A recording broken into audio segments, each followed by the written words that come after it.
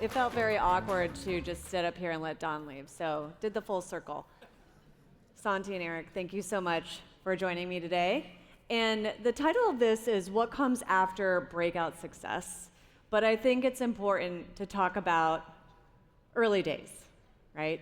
And how you started the company and how you set it up for this initial success. So Zoom was founded in 2011. And Santi, I know you were the first, you weren't the earliest investor. You were one of the first big checks. Yeah. So I'll let you talk about Eric for a minute here. What was it that you saw early on about specifically Eric and also what they were building with Zoom that was going to be the building blocks of success? Like, did you see that success path already at that point? So we saw something at Emergence were very thematic. We invest in B2B, and we had a thesis that the way people talked had to change and had to evolve. For 3 years, we talked to almost all the companies out there, and when we tried out Zoom, before I even met Eric, I'm from Argentina. I connected with my family in Argentina, and they could use it. They didn't speak English, but they could use Zoom. So then I reached out to Eric, and Eric said, I'm not going to raise capital, I'm just going to keep going. But that ease of use and then the viral spread that was happening with those early use cases give me an indication that what Eric was building was something different. And then when I met Eric, that answered all my questions. He's a special leader. He had a vision and obsession, and that didn't give us a full picture of what's going to happen, but gave us high conviction, not just on the opportunity, but on Eric. And Eric pushed me. I don't want you to invest in Zoom. I want you to invest in me, because things are going to go up and down. So if you don't believe in me as a leader, then I'm not going to spend time with you. And I remember we gave him a term sheet before we did any diligence because we believed in him. That seems risky to give someone a term. Have you ever done that before? No, I was just starting my career in venture, and I knew that I could always go back to Argentina. Okay, yeah, that's not. Luckily, you are not back. Yeah. But you just did say something interesting that, Eric, I'm curious about. Were you not looking for more? By the time Santi came in, it was, I think, the Series C. So were you not looking to raise more money? Were you not interested in that at the time? We were not looking for raising a new round of financing at all, because we still have a lot of money in the bank. In particular, there's so many investors out there, right? My philosophy always, hey, I would like to find those investors who would like to invest in me. Mm-hmm. Not only just the business, because business can be up and down. If Zoom doesn't work, I might start a restaurant business. Could this investor invest in me or not? Right? That's the key. And when Santi talked with me at that time, we were not interested.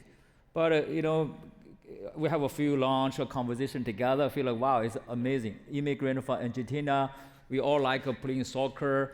And I feel like this could be a great friend forever. That's why I finally he convinced me. So we took money from Okay, so a shared love of soccer in Argentina convinced you. And he didn't use the capital that we invested in the business.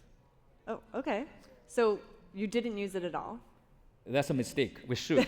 Okay. Looking back now, what should you have used that capital for? Would you have accelerated your pace of growth faster? Absolutely. I think, this is also the learning curve. So the day we went in the public, and I look at our bank account, the money we had, more than the money we raised since day one. At that time, I felt very proud. Wow, this is awesome, right? Very disciplined. But looking back, I realized that's a mistake. Meaning we should have invested more to the new product. The product may not be ready this year, next year, maybe 5 years out, 3 years out, right? So because you have a lot of capital, if you do not deploy those capital, what's the point? I'm not saying we are going to, quickly, spend all those money on a lot of other things. Ideally should have a plan. They build a product 2 years out, 3 years out, or 4 years out. I was not aggressive enough, so that's a huge mistake looking back.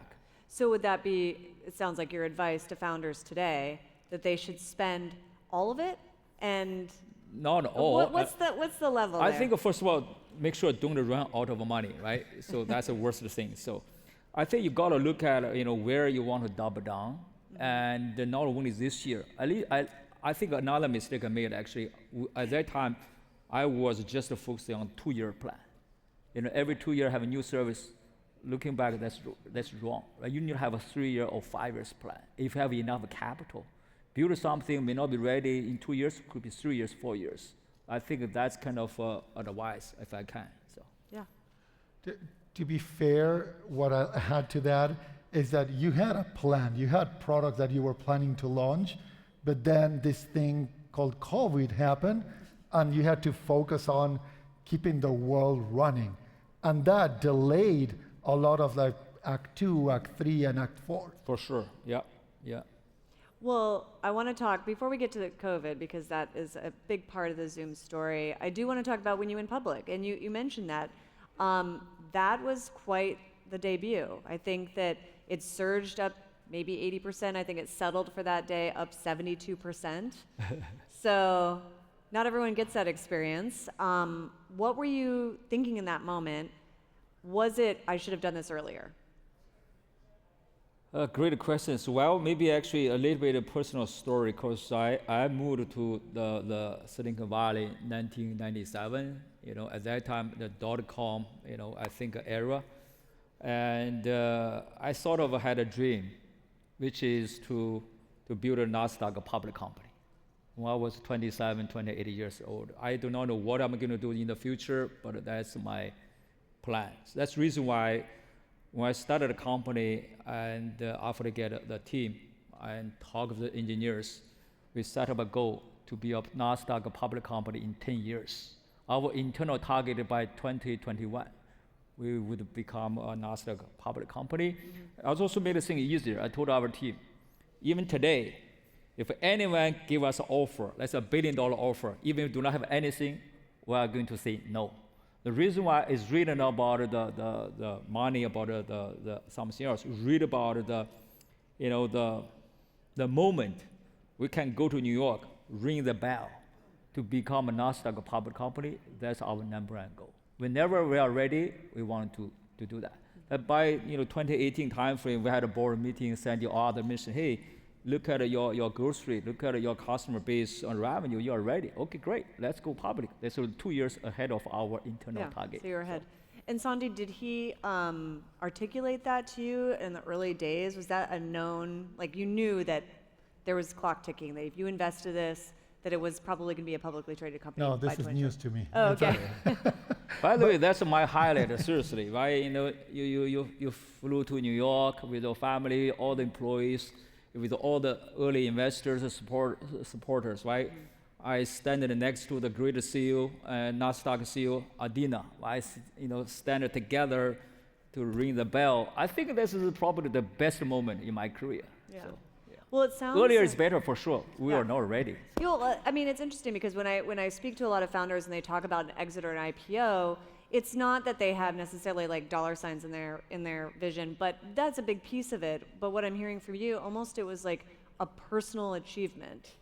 And I'm wondering if that should always be like the path of a founder, is to get to that public stage, or if there's, what comes first, I guess? Is it the financial piece or what is important to you as the founder? Because sometimes in your case, it worked out, but that doesn't always happen. So how should a founder be thinking about making that choice?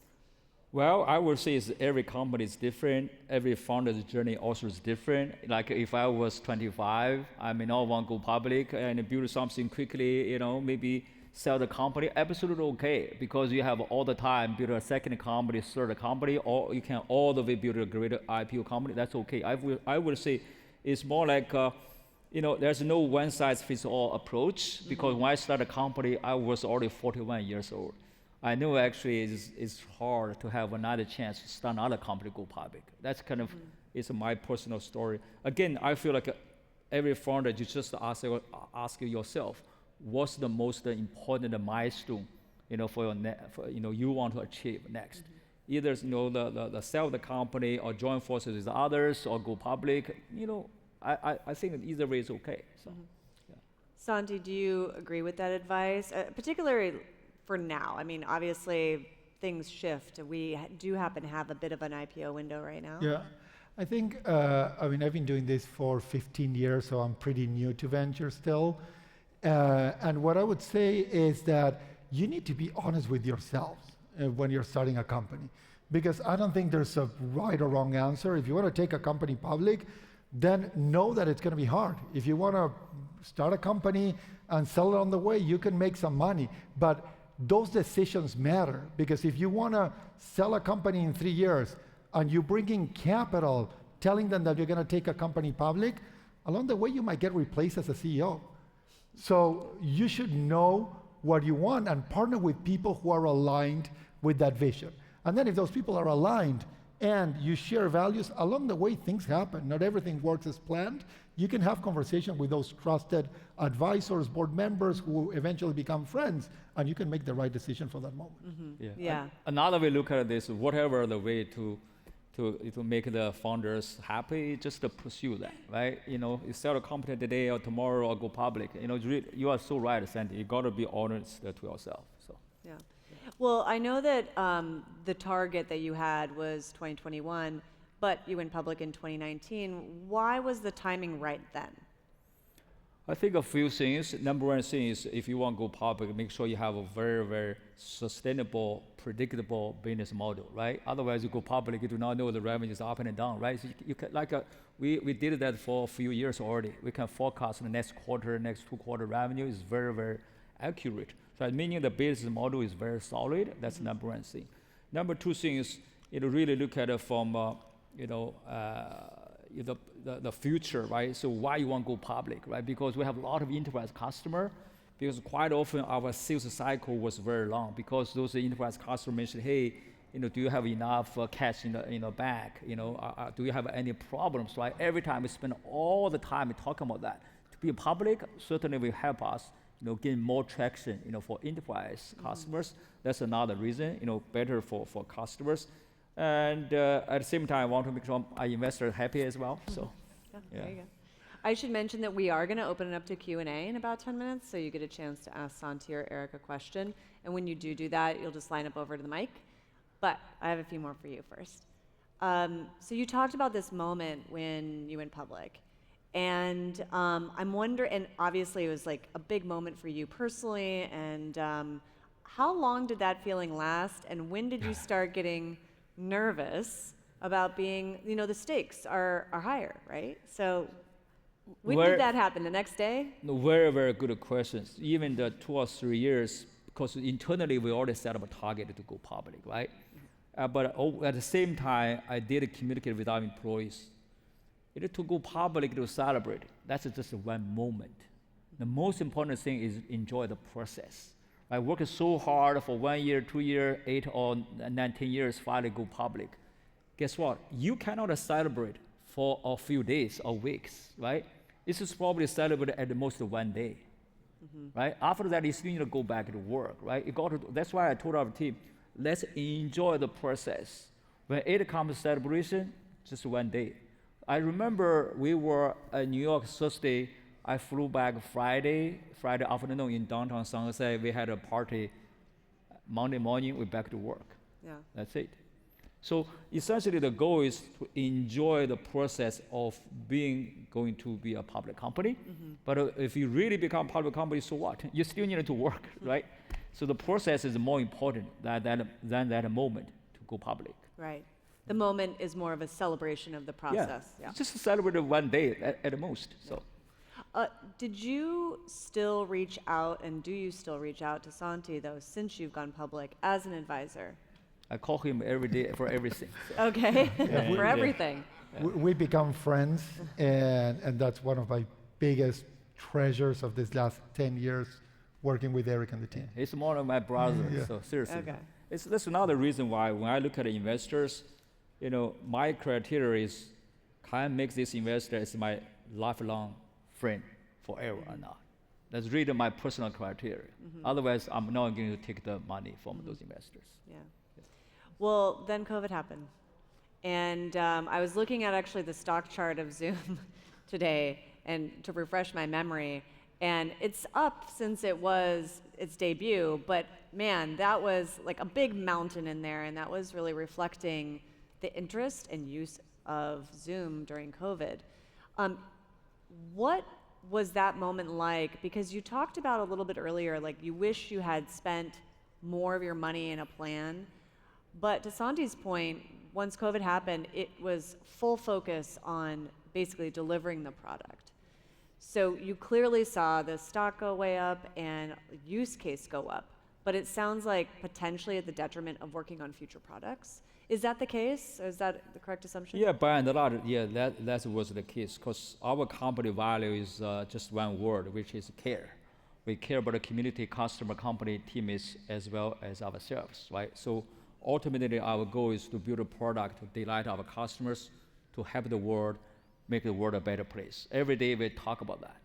And suddenly, COVID, happens. So, every employee, we all understood one thing: this is the best time for us all to contribute to make the world better. Right? We offer free services to the K-12 schools. I personally had way more sleepless nights than any time in my career. All employees work so hard. The goal is to make sure to help the world, right? So that's number one priority. We really did not think about M&A or maybe new product. We just make sure the service is very reliable, because so many, the companies, the government, users, schools, they count on Zoom for almost more than 2 years. So, yeah. Looking back though at that time, and you, since you already said that you talk to him every day, were you both of you looking back at that time, is there anything that you would have done differently in terms of what your focus was at the time, or what you could have, I don't know, done better and that you will apply to like hopefully not the next pandemic, but another big scale moment? Yeah, a lot of things looking back. I think on the one hand, we did not let the world down, right? Really help the world at that time. On the other hand, I feel like we were a little bit too reactive. We got to be proactive. We got to think of, hey, 2 years, 1 year later, after COVID is over, what's next? We should at least allocate some time, resources, think about that, right? That's one thing we did not do well. We just maybe just way too reactive, put all the effort, resources to keep the service running.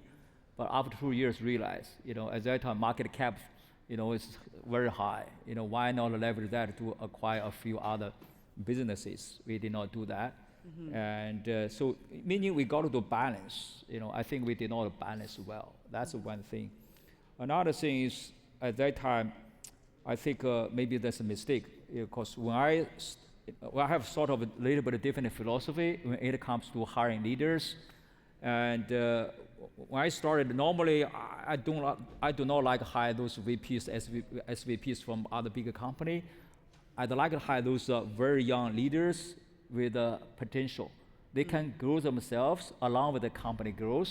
That strategy works so well until COVID.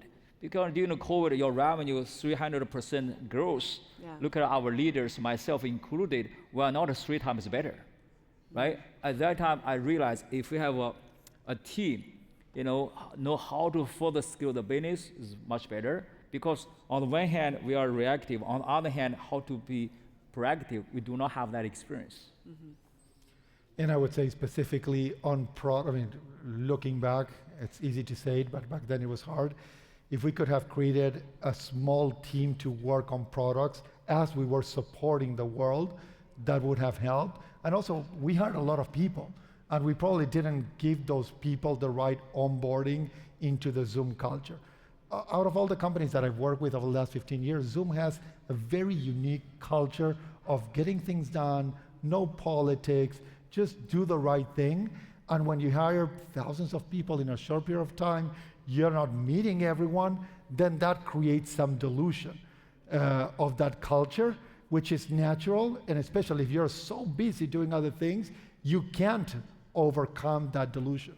Yeah, you are so right on, because I do think we had a great culture prior to COVID, because in terms of recruiting employees, we normally hire slowly.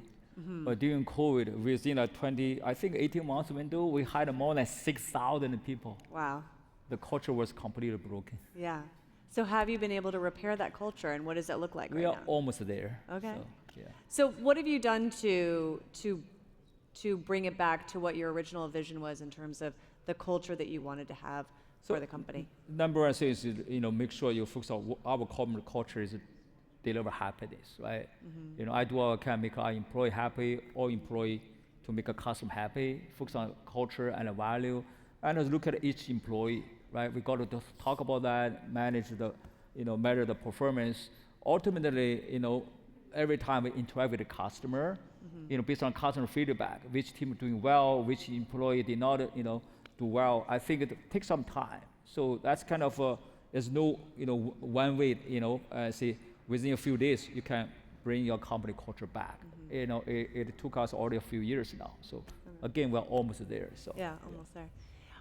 Well, I think we should talk about like the future and what you're doing, and building culture back to it is part of that future. But what are you doing now to maintain the momentum that you have? You've had a pretty nice recovery. I was just looking at your earnings for last time, and what are you doing? What are you investing in to maintain the momentum that you've enjoyed?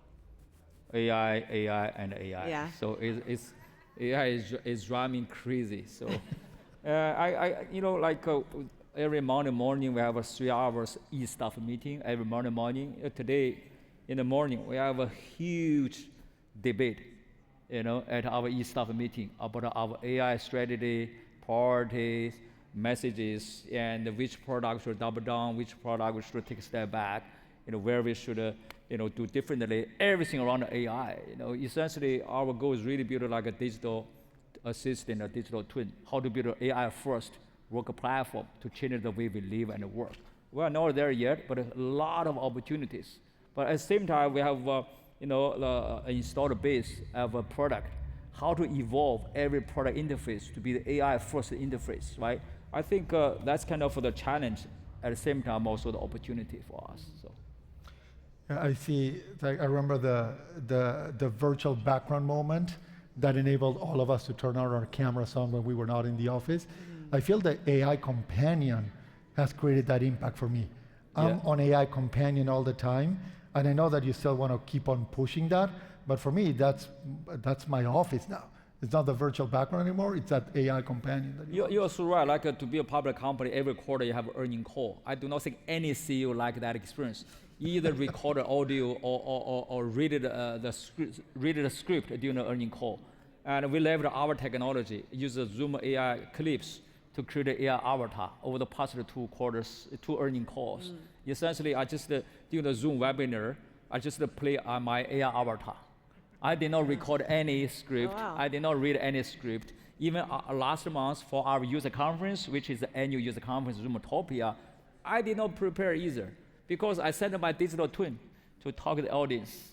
It's amazing. Like even today, unfortunately, my digital twin not ready. Otherwise, I can send my digital twin talking with Santi here. So. Well, when it's ready, you'll have to come back as your digital twin can attend Disrupt next time. It looks like we might have a couple of people lining up for questions. So I do want to ask you, though, one thing before we get to the questions. One thing you mentioned that really struck me was AI. And there's so many competing ideas, opportunities, but also can be distracting. So how are you choosing which AI products to prioritize, and what are they? I think 2 things. Number one thing is you have to look at it from a customer perspective, right? Really understand their pain point. And then leverage AI to address that solution. Like this video, clips, right? It's a great example. We all spend time on creating video. What can we do differently? Leverage AI to avatar. This is a great example, right? So another thing is we also look at this is kind of from customer perspective, because we also eat our own dog food, right? We use our product, use the AI features. We also need to make sure, make sure every employee, every day when they are using our product, they have to share their feedback open and transparently to the product team. Which one you like, which one you do not like, also can help us shape our product strategy as well. Yeah, the dog fooding idea, it's funny because there are a lot of companies out there that I've encountered over the time that aren't necessarily using their product as much as they probably should be. So that's good advice for founders.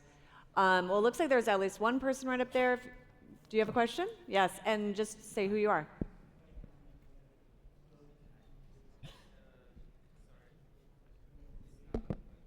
It should be on, and if not, Hello, then can you hear me? yes.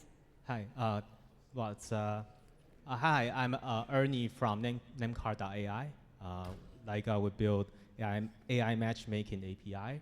And what question since the vision of Zoom is one platform to deliver in limitless human connection.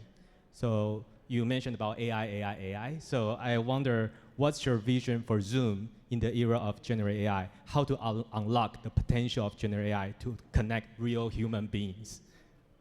Yes, great question. So today, the way for us to meet online, right? Let's say, again, Zoom all the way beyond video conferencing. Let's even look at a video conferencing, for example, right? Santi and I have a call. His video is on, my video is on. That's today's experience.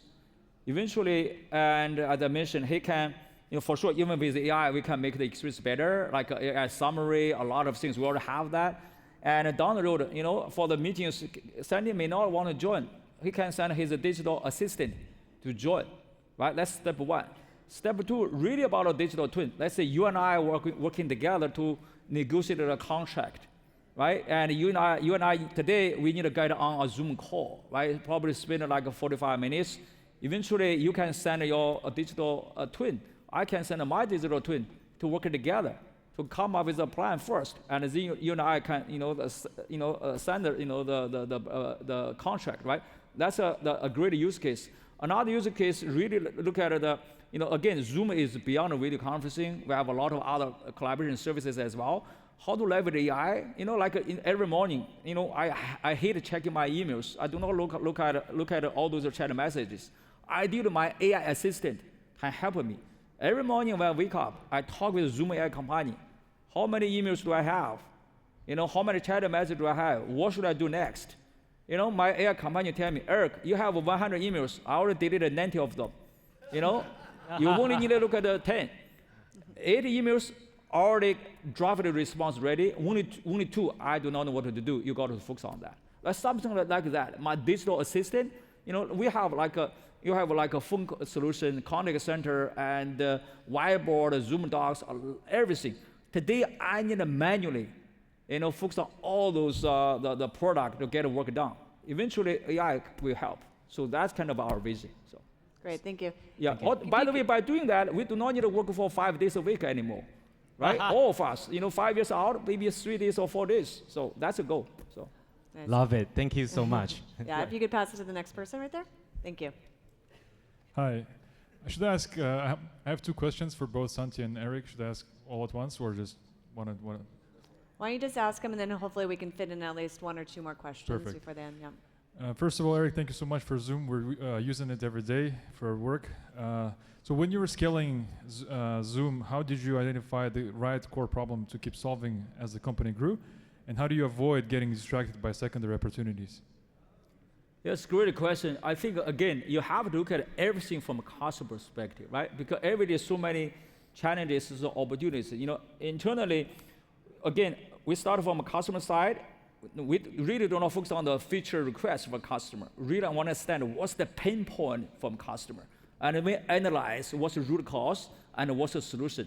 And then share the either mock-up, the first build to customer. I think that's kind of the way we manage all the priorities, right? Otherwise, so many things coming from everywhere. Again, everything centers around customer feedback. Yeah. Okay, and then quickly, Great. one Thank more. you so much. Yeah, and to Santi, I forgot to introduce myself. My name is Amir. I'm from Kazakhstan, and we're emerging, markets in tech world. So, Santi, what signals do you look for in an early stage startup from an emerging markets like Kazakhstan, for example, to believe it can become a regional or global market platform? So what we look for is people who are obsessed with solving a problem that can scale. Eric he had this irrational obsession for solving this communication problem. So then if you have that, you're gonna walk through walls. You're gonna make it happen, and you're not gonna give up when a pandemic hits and you have to work like 22 hours a day. Great, thank you so much. In the back by the mic, there you go. Hi, my name is Anna. My question is for both of you because I'm looking at you and you have such great relationship. So I'm somebody who's starting a company. I wanted to scale company to make impact. It's a relationship tech, and it's patent framework. But I feel like I know everything about my industry, and all of a sudden I'm here going, I know nothing about funding. I know nothing how to find investor. And what I'm learning in this a few months, at the same time building my apps and building my product, this is completely different industry. This is like a separate industry that I also need to learn if I want to scale this company. So my question for both of you, how can I be so lucky to find this amazing relationship you have? How did you find each other? Maybe the question more is like, how do you get started?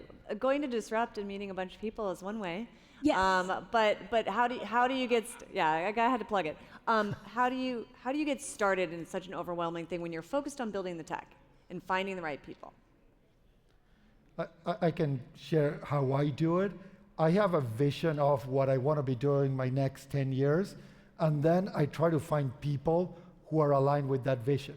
And then when I meet someone as special as Eric, even if he says, no, we're not taking capital, let's build a relationship and see if capital is then an excuse to spend more time together. And honestly, that's how we operate, and that's how we build this amazing friendship. I will say, come to TechCrunch event more often, so read more TechCrunch articles.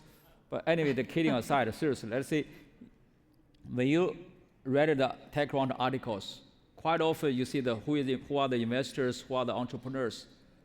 Don't be afraid of reaching out to them. Silicon Valley has a great culture. A lot of entrepreneurs, a lot of investors, they would like to help. Be proactive, reach out to them. And I did that before. I reached out to someone I do not know. They came back to help me a lot. So that's a way for you to learn. So. Great, thank you. Thank we you have so no much. more time. We're way over, and I'm already getting calls from the backstage. But thank you so much, Eric, Santi. Thank you. By the way, hopefully you all use Zoom, okay? Thank you. Appreciate it.